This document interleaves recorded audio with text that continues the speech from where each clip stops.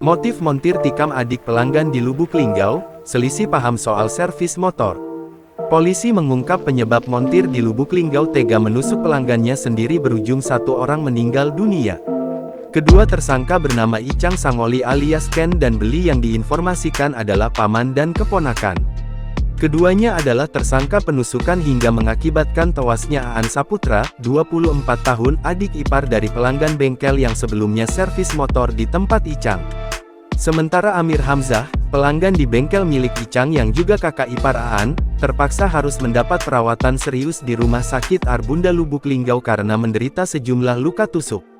Kapolres Lubuk Linggau, AKBP Indra Arya Yuda melalui Kasat Reskrim Polres Lubuk Linggau, AKP Hendrawan menyampaikan kedua pelaku menyerahkan diri diantar oleh keluarganya.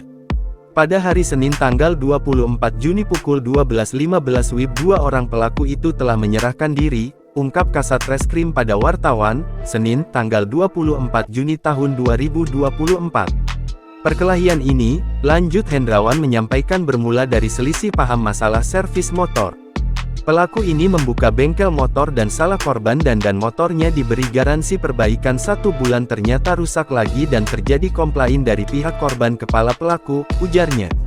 Hasil pemeriksaan sementara motifnya selisih paham karena pihak korban selalu komplain tentang motor itu, keterangan dari pelaku bahwa garansi sudah lewat. Motif perkelahian sendiri ini bermula apa, Mbak? Perkelahian ini bermula bermasalah selisih paham masalah servis motor karena pelaku si ini membuka bengkel motor dan korban salah satu korban dan motor karena motor ini diberi garansi perbaikan lebih 1 bulan ternyata kendaraan tersebut rusak lagi dan terjadi komplain dari pihak korban.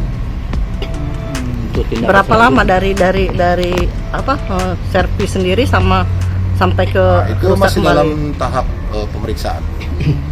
Untuk langkah selanjutnya para pelaku kita amankan dan kita periksa secara intensif dan motif yang terjadi yang sebenarnya. Motifnya ini berarti dendam ini?